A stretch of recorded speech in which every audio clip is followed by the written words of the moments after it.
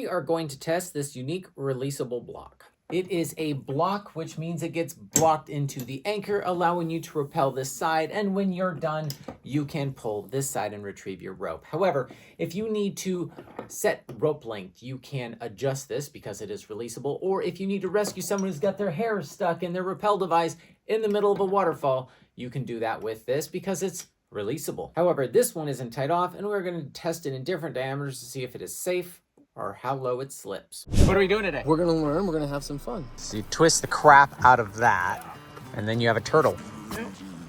Look, I have a backpack.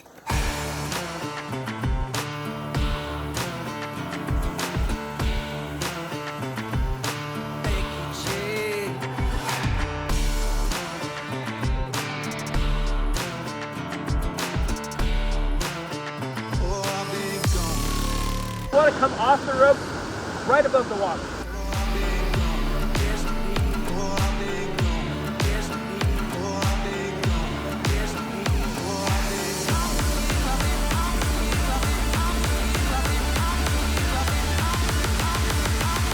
Been working on an 8 releasable system that has a potential backup to where if somebody accidentally lets go when lowering, it won't just drop to the ground, but then also has different modes of how quickly can I release it for different scenarios. So I start with the 8, I place the 8 on the anchor in the direction that I want it to be orientated. So if this was the rock and I didn't want it to be like that, then maybe I'd want to load it this way so it's away from the rock. So I hold it up here and then I start rigging here. So then I grab the rope, just like you do any other 8 block. And then I'm going to grab this tail, and this is important for skinny ropes, but thicker ropes, and this is what we're going to test and find out. If I want the extra friction, I go around the neck, and I just pass the bite through that. And this wouldn't be possible with all rope diameters and all 8s. And then I put this carabiner in there, and it's just like that. So this is a strictly locked off based on friction, and this is what we're going to pull test today to find out where does it slip at, and is that within a threshold that you're comfortable rappelling on. So the benefit to this system is that when I'm lowering, if I can pull this out and then I feed the rope in, it'll lower, but if I let go, that bite will shrink up and lock, so nobody gets dropped in the event of I accidentally let go of this. So you can have a lot controlled slow lowers. This is like creeping the rope, setting rope length. Like, I'm not in a hurry. But you haven't undone all the wraps and everything to do that, so unclip the carabiner real quick. So in the event of emergency, like somebody's injured or like I need to get them down now, there's a sense of urgency. Is that now if I remove this, now I simply pop this out, and now I'm in go mode. Lowest friction go mode, where I can lower them quickly. And then from here, if I hang my carabiner back there when they're off, if I want to remove this all together, now this goes into my bag and I can free spool as much rope as I need for whatever scenario you can think of where you need that. So I can get 3 rapid modes of friction. Why I call this the Rapid 8. It might be under some other names out there. But what I've been curious about again is that lock off is relying on nothing but friction. And how much friction do you need to make you feel comfortable when you're rappelling, especially on a rope that is a Dyneema sheath? So that's what we're going to pull test and find out today. See the tail? It's slipping now. 7.5 kN. Wow. You know what? So same test, same rope construction, but smaller diameters. The previous one, the green rope, is a 9.6. Based on the Newt platform. This is a Glacier Black Newt, but the classic 8.5 diameter, wrapped with the same extra wrap. And let's see what this slips at. I'm guessing it's gonna be lower. Yep, me too. Oh, it's slipping. Already? 3, it started at 3.3, and it's between 2.8 and 3.2. Is that a threshold you're willing to put a person on rappel with on a single person load? That's for you to decide. What about load limiters you were talking about? But as a load limiter, yeah, so when you're building a system and you don't want it to exceed a specific amount of force, this is a good indicator to go like, oh, this is slipping. And with this rope and this configuration, I know what that number is, but it doesn't mean it has to go to failure if I just tie a backup knot in here. and clip that off. It can only slip so far, and then this knot will stop it. So while that ram was running at a distance, I went in and held on to the back side of this. It was like just a 2-finger hold. And what was the number we popped up to? You almost broke it. It started popping. Yeah, so like I barely hung on to this, and we almost hit breaking strength. So it doesn't take a lot of force to control this slippage, but sometimes slippage is better than just something going to a catastrophic failure. You have 0.6 KN on there right now. Show me. So it's easy 0.6? Yeah, so it's easy to pull that loose. So still not moving. Doop, doop, doop. And we're off and running. In contrast, when we're considering is it better to slip versus break, here's kind of a commonly used overhead lock figure 8. This isn't going to slip. It's going to break, but let's find out. Dyneema sheath roped, the Glacier Black Newt. So And let's see where this goes. Break, but that will be easier to work. and it broke. And look where it broke. It just tightened up, but yeah. Yeah, but like get that off. Like it's not even like Right. Whereas the other one, you it's can. cinched up on it. Yeah.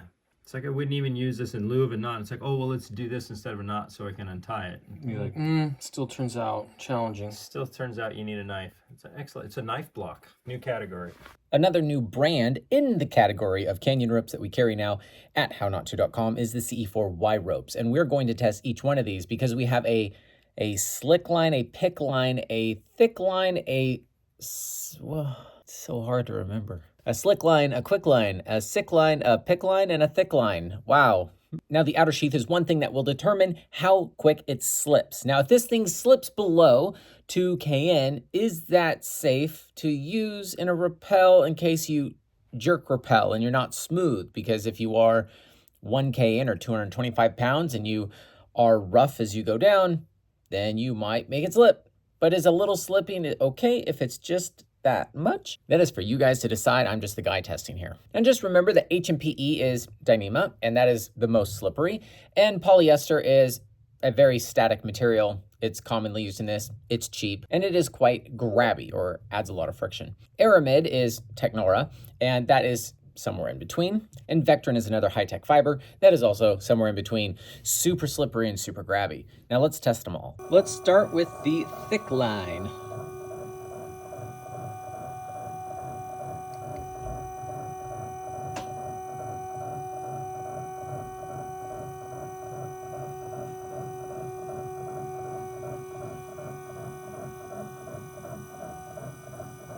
That is low.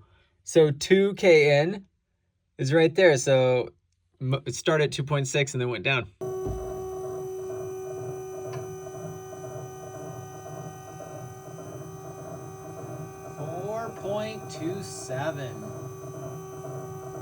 So this is Bitcoin. It went up and then it went down. Quick refresher on how to tie this. You pull that through, you set your 8 on there, you put that over the 8, and that is blocked. And now we're just gonna lock it off by going over the top there and then back through that eye.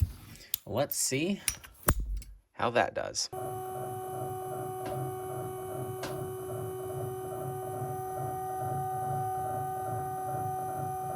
This one started at 3.3 and continued at 2.8.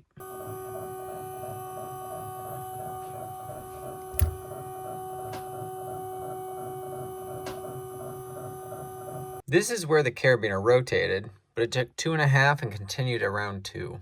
Now this one is scary. This is not what this thing is intended for, which is what makes me want to do it. This is 6 millimeters, and we're gonna find out how quickly it slips. Oh, that didn't take much.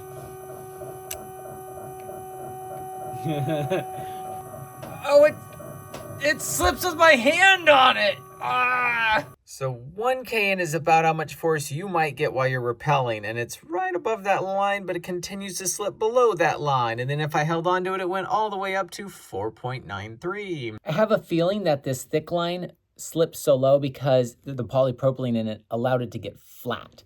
And the shape of the rope and what kind of 8 you have on it will affect it. If it's wet, it will affect it. And so there's a lot more we can't go into in this video. We waited over 100 days to get these in our shop, and now we have over 12 different canyoning ropes, and we sell them all by the foot. Would you guys like to see where we do that from? So we are packing orders right now, and we have a bunch of spools, and this is some CE4Y pick line. And we are gonna have in this office, here's some thick line. And we framed in some space here to put a pole with closet pole cups here. Then we'll have a cutting station here. We'll have this entire room is gonna be full of spools. We'll go into a tour more after we're more organized, but ironically, this is the one and only thing in the store right now that is organized. Chaos storage system is pretty interesting. You put the light stuff on top, of course, and you put the heavy bolts at the bottom, but we have canyon bags and everything else in here.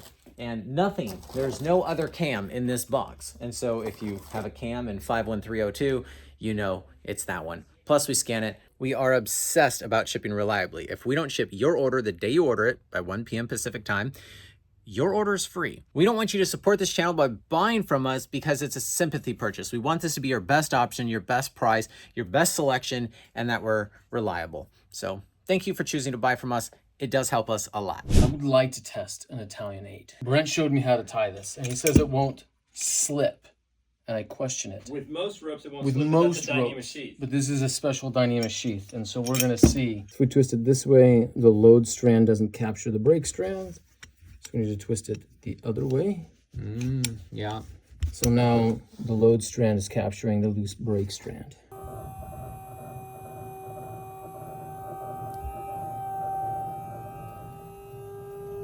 It's slipping, isn't it? It's slipping. It's slipping at 8. Now it's slipping at 6. Wow, that's hot. That's very, very uncomfortable. It's very uncomfortable. Wow, actually, yeah. We had 11 as a peak force, and then it was slowly going down as it slipped. That's interesting. I don't usually have it happen like that. It usually hits like some leveling out.